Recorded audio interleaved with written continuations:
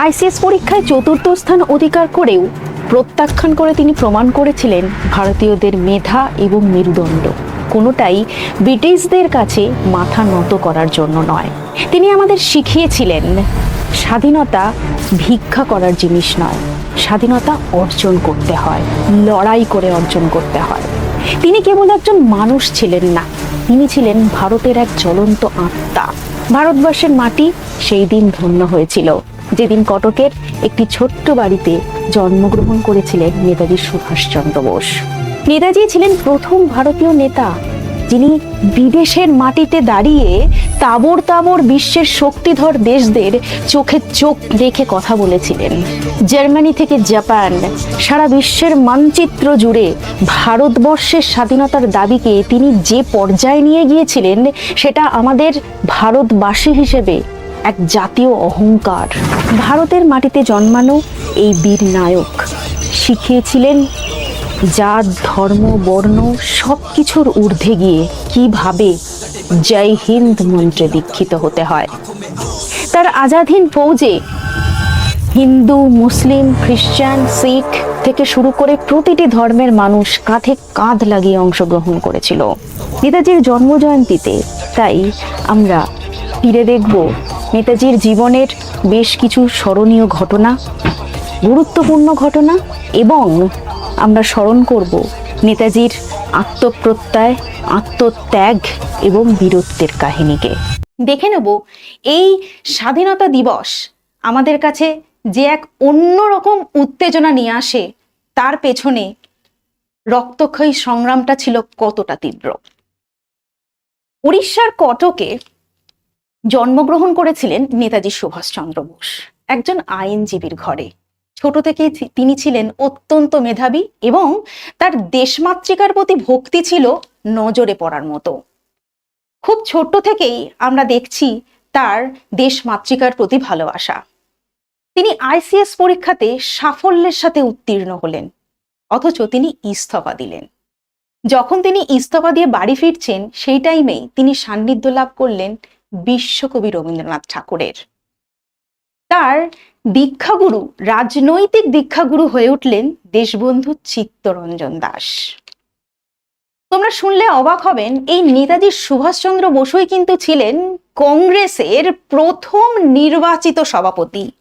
এবং আরো আশ্চর্যজনক যেটা বিষয় সেটা হচ্ছে এই নেতাজি সুভাষচন্দ্রের হাত ধরেই কিন্তু আমরা ভারতবর্ষের ন্যাশনাল প্ল্যানিং কমিশন গঠন হতে দেখেছি। সালটা ছিল 1938। এইভাবে চলছে নেতাজি সুভাষচন্দ্রের আমাদের ভারতবর্ষের রাজনীতিতে একটা পদযাত্রা, যেটা কিনা সাফল্যের পতাকা উড়িয়ে নিয়ে যাচ্ছে। এরপরে আমরা দেখলাম কংগ্রেসের ভেতর থেকে তৈরি হলো ফরওয়ার্ড ব্লক। এই নেতাজি সুভাষচন্দ্রের হাত ধরেই কিন্তু ফরওয়ার্ড ব্লক আত্মপ্রকাশ করলো 1939 খ্রিস্টাব্দে। তিনি বিশ্বাস করতেন শুধুমাত্র অহিংস অসহযোগ আন্দোলনের মাধ্যমে কিন্তু আমরা স্বাধীনতা অর্জন করতে পারবো না। এর জন্য দরকার আরো বেশি উদ্যম, বৈদেশিক সাহায্য এবং সশস্ত্র সংগ্রাম করার মতো দৃঢ়তা। তিনি বিশ্বাস করতেন শত্রু শত্রু আমার মিত্র। তিনি এই লজিকটি খুব সুন্দরভাবে ভারতবর্ষের স্বাধীনতা অর্জনের জন্য অ্যাপ্লাই করতে চেয়েছিলেন। সেই কারণেই তার শুরু হলো ভারতবর্ষের বাইরে গিয়ে ব্রিটিশ বিরোধী দেশের সাথে, বিভিন্ন দেশের সাথে যোগাযোগ এবং কিভাবে স্বাধীনতা অর্জন করা যায় তার জন্য চিন্তা ভাবনা। আমরা দেখছি 1940 সাল, যখন কিনা পুরোপুরি দ্বিতীয় বিশ্বযুদ্ধের আবহ। সেই সময় নেতাজি সুভাষচন্দ্রের জনপ্রিয়তা ভারতবর্ষে একেবারে তুঙ্গে। ব্রিটিশ সরকারও কিন্তু সেই সময় এই নেতাজি সুভাষচন্দ্রের জনপ্রিয়তায় একেবারে ভীত, যে কারণে তাকে করা হলো গ্রেপ্তার। ভারত রক্ষা আইনে তাকে গ্রেপ্তার করা হলো 1940 সাল 2রা জুলাই। এরপরে তাকে গৃহবন্দীও করা হলো। কিন্তু এই মানুষকে তো ধরে রাখার নয়, তাই তিনি অতি কৌশলে ছদ্মবেশ ধারণ করে তিনি বেরিয়ে পড়লেন। জিয়াউদ্দিন ছদ্মনামে তিনি গৃহত্যাগ করলেন 1941 সালের 17ই জানুয়ারি। তিনি প্রথমে গেলেন কাবুলে, তারপর গেলেন কাবুল থেকে মস্কো। কাবুল থেকে যখন তিনি মস্কে যাচ্ছেন তখন আবার তার ছদ্মনাম কিন্তু পাল্টে গেল। তখন তিনি অরল্যান্ডো ম্যাটসোটা ছদ্মনাম নিয়ে কিন্তু মস্কে পৌঁছলেন এবং সেখানে স্ট্যালিনের সাথে তার সাক্ষাৎ হলো এবং চলতে থাকলো তার প্রয়াস বৈদেশিক সহযোগিতার।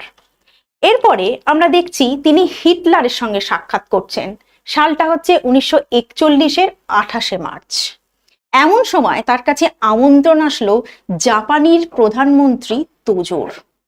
এই আমন্ত্রণকে তিনি উপেক্ষা করতে পারেননি। তিনি এক দুঃসাহসিক যাত্রায় নামলেন সাবমেরিনে করে।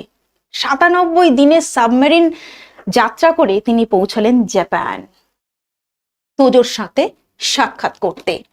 সালটা হচ্ছে 1943 সালের 16ই মে। তিনি পৌঁছলেন জাপানে। জাপানের এই ইংরেজ বিরোধী মনোভাবকে তিনি চেয়েছিলেন ভারতবর্ষের স্বাধীনতার সাথে সংযুক্ত করতে। শুরু হলো তাদের আলোচনা এবং বিভিন্ন কর্মকাণ্ডের প্রয়াস।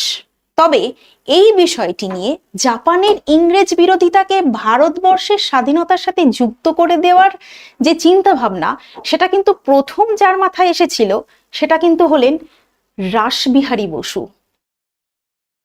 এই রাসবিহারী বসুর নেতৃত্বেই গড়ে উঠল ইন্ডিয়ান ইন্ডিপেন্ডেন্স লীগ, অর্থাৎ কিনা IIL। কেমন?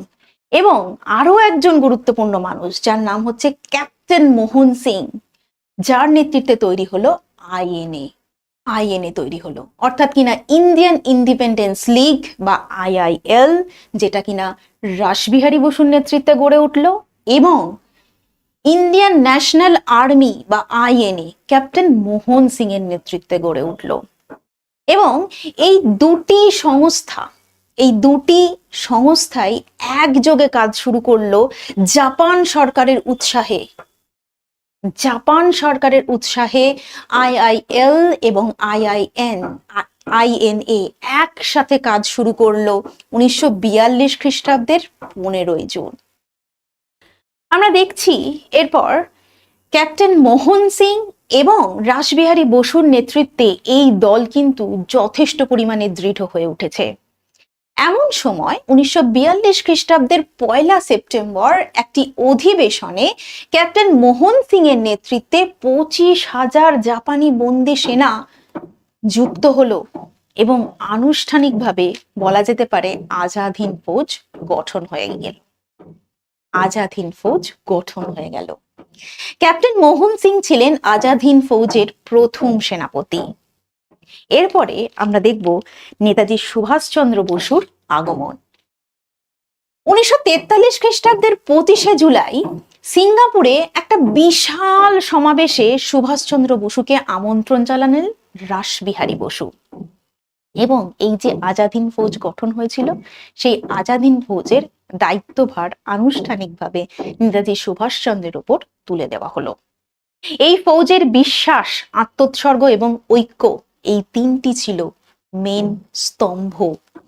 এবং এই বিষয়গুলিকে কাজে লাগিয়েই কিন্তু ভারতবর্ষের স্বাধীনতার স্বপ্ন দেখতে লাগলেন নেতাজি সুভাষচন্দ্র বসু এবং আজাদ হিন্দ ফৌজ। এরপর আমরা দেখছি সুভাষচন্দ্র বসু এই আজাদ হিন্দ ফৌজকে আরো সংগঠনীভাবে প্রতিষ্ঠা করতে চাইছেন এবং তার জন্য এই দলকে বেশ কয়েকটি ব্রিগেডে ভাগ করা হলো। তার মধ্যে রয়েছে Azad brigade, Gandhi brigade, Nehru brigade, Subhash brigade, ঝাঁসি রানী ব্রিগেড, বাল সেনা ব্রিগেড। যদিও এই সুভাষচন্দ্র ব্রিগেড এই নামটায় তিনি ব্রিগেডের নামকরণ করতে একেবারেই সুভাষচন্দ্র বসু চাননি, কিন্তু খানিকটা চাপে পড়েই তাকে এই নামটা দিতে হয়েছিল। অর্থাৎ কিনা আজাদ হিন্দ ফৌজের নেতৃত্ব এবং আজাদ হিন্দ ফৌজের এগিয়ে চলার যত রকম প্ল্যানিং হতে পারে, সুস্পষ্ট প্ল্যানিং হতে পারে, সেগুলো কিন্তু তৈরি হয়ে গেল। এই ঝাঁসির রানী ব্রিগেড যেটা ছিল আজাদ হিন্দ ফৌজের মধ্যে, সেই ঝাঁসির রানী ব্রিগেডে নেতৃত্ব দিচ্ছিলেন লক্ষ্মী স্বামীনাথন নেতৃত্ব দিচ্ছিলেন ঝাঁসি ব্রিগেডের। এবং সুভাষ ব্রিগেডের নেতৃত্বে যারা ছিলেন তার মধ্যে ছিলেন অন্যতম ব্যক্তিত্ব GS ধিলান, PK সেহগাল। আমরা দেখছি 1943 খ্রিস্টাব্দের 21শে অক্টোবর সিঙ্গাপুরে নেতাজি সুভাষচন্দ্র বসু আজাদ হিন্দ ফৌজের সরকার গঠন করেন এবং শুরু হয় এক সফল পদযাত্রা। এবার দেখছি 1943 23শে অক্টোবর আজাদ হিন্দ সরকার ব্রিটেনের বিরুদ্ধে যুদ্ধ ঘোষণা করছে এবং এই টাইমে আমরা মাথায় রাখবো পরিস্থিতিটা হচ্ছে দ্বিতীয় বিশ্বযুদ্ধকালীন, অর্থাৎ কিনা দ্বিতীয় বিশ্বযুদ্ধকালীন আবহ আন্তর্জাতিক রাজনীতিকে কিন্তু অত্যন্ত তাতিয়ে রেখেছে। 1943 খ্রিস্টাব্দের 6ই নভেম্বর জাপানি প্রধানমন্ত্রী তোজো আনুষ্ঠানিকভাবে সুভাষের হাতে আন্দামান এবং নিকোবর দ্বীপপুঞ্জ দুটি তুলে দিলেন, অর্থাৎ কিনা আন্দামান এবং নিকোবর দ্বীপপুঞ্জ হয়ে গেল স্বাধীন। এই দুই দ্বীপের নাম দেওয়া হলো শহীদ এবং স্বরাজ দ্বীপ। এবং এখানে এই দুই দ্বীপের দেখভালের জন্য কিন্তু গভর্নরও নিয়োগ করা হলো।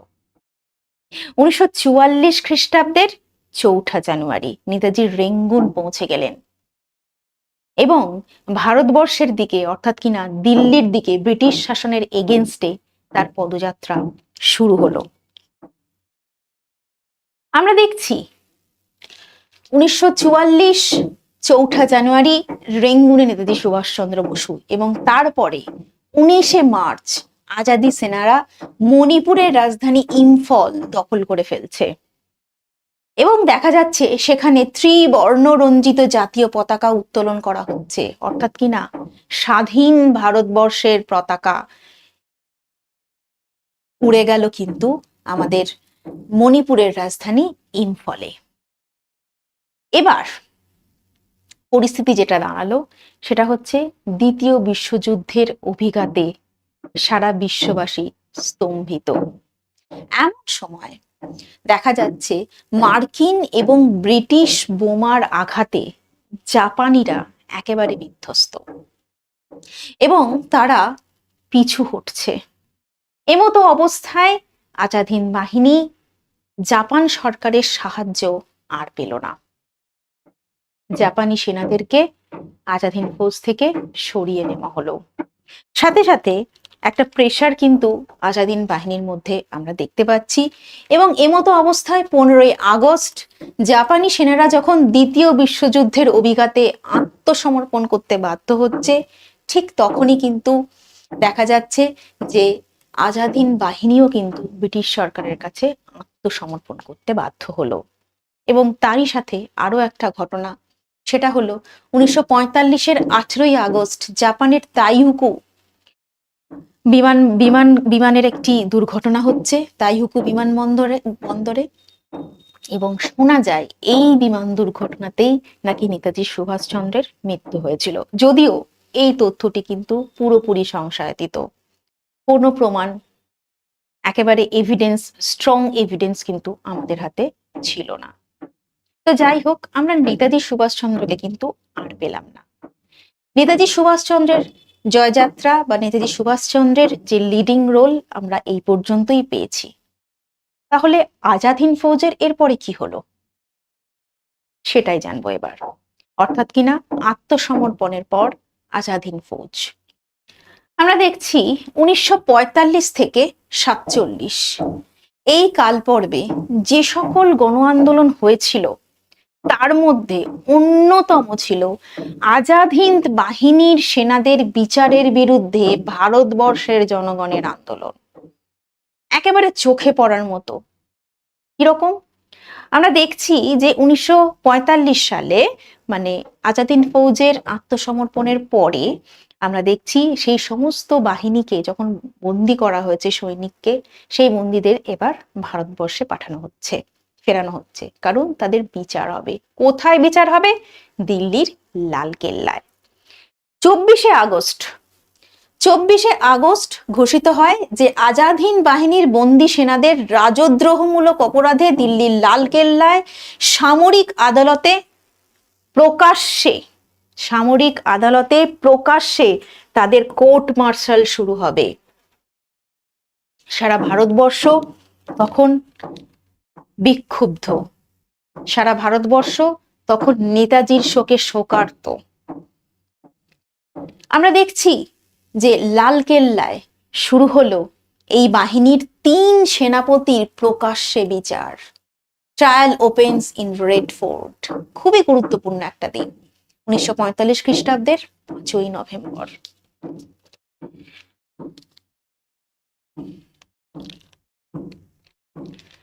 এই আজাদ হিন্দ বাহিনীর পক্ষে সওয়াল করতে আমরা দেখছি এগিয়ে আসছেন কংগ্রেসের প্রথম সারির সমস্ত আইনজীবীরা। তাদের মধ্যে কারা ছিলেন? দুলাভাই দেশাই, জওহরলাল নেহেরু, অরুণা আসফ আলী, তেজ বাহাদুর সাপ্রু এবং আরো অনেক কংগ্রেসের প্রথম সারির আইনজ্ঞরা। শুনলে অবাক হতে হয়, নেহেরু 25 বছর পর তার ব্যারিস্টারি সামলা পরিধান করলেন আজাদ হিন্দ বাহিনীর জন্য মুভ করার জন্য।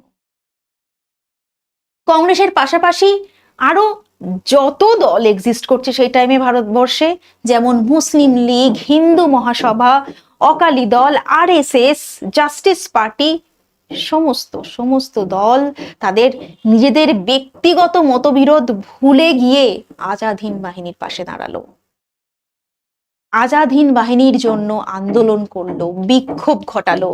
সারা ভারতবর্ষ দেখলো এক অন্য রাজনীতির চিত্র। আমরা দেখছি 12ই নভেম্বর পালিত হচ্ছে আজাদ হিন্দ দিবস। জয় হিন্দ, আজাদ হিন্দ সেনাদের মুক্তি চাই, লালকেল্লা ভেঙে দাও, দেশপ্রেমিকরা বিশ্বাসঘাতক নয়, এই সমস্ত স্লোগান সারা ভারতবর্ষের আকাশে বাতাসে মুখরিত হতে থাকলো। এবং দেশের সবচেয়ে বড় সভাটি অনুষ্ঠিত হলো ডিসেম্বর মাসে, 1945-এর ডিসেম্বর মাসে কলকাতার দেশপ্রিয় পার্কে। কলকাতা গর্জে উঠল, আজাদ হিন্দ বাহিনীর মুক্তির দাবিতে কলকাতা গর্জে উঠল। সমগ্র পরিস্থিতি একেবারে অগ্নিগর্ভ। ভয় পেয়ে গেলেন ব্রিটিশ সরকারও। সেই টাইমের ছোট লাট বড় লাটকে চিঠি লিখছেন এই বিপজ্জনক পরিস্থিতির ব্যাখ্যা করে, লর্ড ওয়াভেলকে চিঠি লিখছেন যে পরিস্থিতি অত্যন্ত বিপজ্জনক, ভাবনা চিন্তা করা শুরু হোক, রীতিমতো প্রেসার। তারপর আমরা কি দেখছি? তারপর দেখছি যে 1 ডিসেম্বর ব্রিটিশ সরকার এই এত কিছুর চাপে পড়ে, পরিস্থিতির চাপে পড়ে ঘোষণা করছেন যারা নৃশংসভাবে হত্যা বা ব্যবহারের জন্য যারা ধৃত হয়েছে, শুধুমাত্র সেই ব্যক্তি ছাড়া সকল বন্দীদেরই মুক্তি দেওয়া হবে। এই ঘোষণার পরও কিন্তু ভারতবাসী থামলো না। কলকাতা আবারও গর্জে উঠল ক্যাপ্টেন মোহন সিং এর জন্য। কলকাতা আবারও গর্জে উঠল। 11 থেকে 13ই ফেব্রুয়ারি কলকাতায় শুরু হলো বিক্ষোভ আন্দোলন ক্যাপ্টেন রশিদ আলীর বিচারকে কেন্দ্র করে। ক্যাপ্টেন রশিদ আলীর বিচারকে কেন্দ্র করে কলকাতা আবারও গর্জে উঠল। আমরা দেখছি মুসলিম লীগ ছাত্র ধর্মঘটের ডাক দিল, যে ছাত্র ধর্মঘটকে সমর্থন করলো বাকি সবাই। এইভাবে এগিয়ে যাচ্ছে আজাদ হিন্দ বাহিনীর মুক্তির দাবিতে আন্দোলন। তারপরে আমরা দেখছি যে ব্রিটিশ সরকার এবং ব্রিটিশ সংসদীয় প্রতিনিধি একজন, তিনি ভারতবর্ষে ছিলেন, সেই টাইমে অবস্থান করছিলেন। তিনি দেশে ফিরে গিয়ে রিপোর্ট দিচ্ছেন ইংল্যান্ডের প্রধানমন্ত্রীকে, বলছেন আমাদের চটপট ভারত থেকে চলে আসা উচিত, নইলে তারা লাথি মেরে তাড়িয়ে দেবে। ঠিক এই ধরনের বাক্যই উচ্চারিত হলো, আমাদের চটপট ভারত ছেড়ে চলে আসা উচিত। অবশেষে ইংরেজ সরকার আজাদ হিন্দ বাহিনীর সৈনিকদের মুক্তি দেওয়ার কথা বলতে বাধ্য হলেন। এবং এ প্রসঙ্গে ডক্টর অমলেশ ত্রিপাঠী একটি গুরুত্বপূর্ণ উক্তি বলছেন। সেটা কি? তিনি বলছেন, জীবিত নেতাজির থেকে মৃত নেতাজির শক্তি ছিল অনেক গুণে বেশি। জীবিত সুভাষচন্দ্রের অপেক্ষা মৃত সুভাষচন্দ্র ছিল অনেক বেশি শক্তিশালী। এই প্রবল বিক্ষোভের চাপে পড়ে আমরা দেখলাম যে আজাদিন বাহিনীর সৈনিকরা মুক্তি পেলেন। এবং আমাদের ভারতবর্ষের স্বাধীনতার ইতিহাসে এই আজাদিন বাহিনী এবং নেতাজির এই যে অবদান, সেটা একেবারে একটা গুরুত্বপূর্ণ অংশই শুধু না, আমাদের ভারতবাসী হিসেবে মনে রাখার মতো, অলওয়েজ মনে রাখার মতো একটি ঘটনা। এই রকম ভাবনা চিন্তা, দৃঢ়চেতা এবং ভারতবর্ষের প্রথম সারির নেতা হয়ে ওঠার জন্য যে এলিমেন্টগুলো লাগে, সেটা নেতাজি দেখিয়ে দিয়েছিলেন। তার পাওয়ার কতটা, যেটা আমরা একটু আগেই সেই উক্তির মাধ্যমে পেলাম, যে জীবিত সুভাষচন্দ্র অপেক্ষা মৃত সুভাষচন্দ্রের জোর কতটা। নেতাজি সুভাষচন্দ্রের প্রতি শ্রদ্ধার্ঘ্য নিবেদনের জন্য আমরা দেখেছি তার 125তম জন্মদিবসে দিল্লির লালকেল্লায়, যেখানে কিনা পঞ্চম জর্জের একটি মূর্তি ছিল, সেই পঞ্চম জর্জের মূর্তির জায়গায় স্যালুটের ভঙ্গিমায় নেতাজি সুভাষচন্দ্রের এই মূর্তিটি প্রতিস্থাপন করা হয়েছে। তো এইভাবে আমরা দেখছি ভারতবর্ষের ইতিহাসে নেতাজি সুভাষচন্দ্র তথা আজাদ হিন্দ ফৌজের একটা বর্ণময় অধ্যায়। ভারতবর্ষের ইতিহাসে স্বাধীনতার জন্য সংগ্রামকারী মানুষের সংখ্যা অগণিত। বিভিন্ন টাইমে বিভিন্ন মানুষ নানাভাবে চেষ্টা করেছে ভারতবর্ষকে এই শৃঙ্খল থেকে মুক্তি দেওয়ার জন্য। বৈদেশিক সাহায্যের মাধ্যমে এই এত বড় দল গঠন করার সাহস কিন্তু একমাত্র দেখিয়েছিলেন নেতাজি সুভাষচন্দ্র বোস। আমরা কতটা এই রাস্তায় সফল হয়েছি সেই হিসেবে যাব না, কিন্তু ভারতবর্ষের মানুষের এই সাহসিকতা, বলা যায় দুঃসাহসিকতা, ইংরেজ সরকারকে বাধ্য করেছিল ভারতকে স্বাধীনতা দিতে।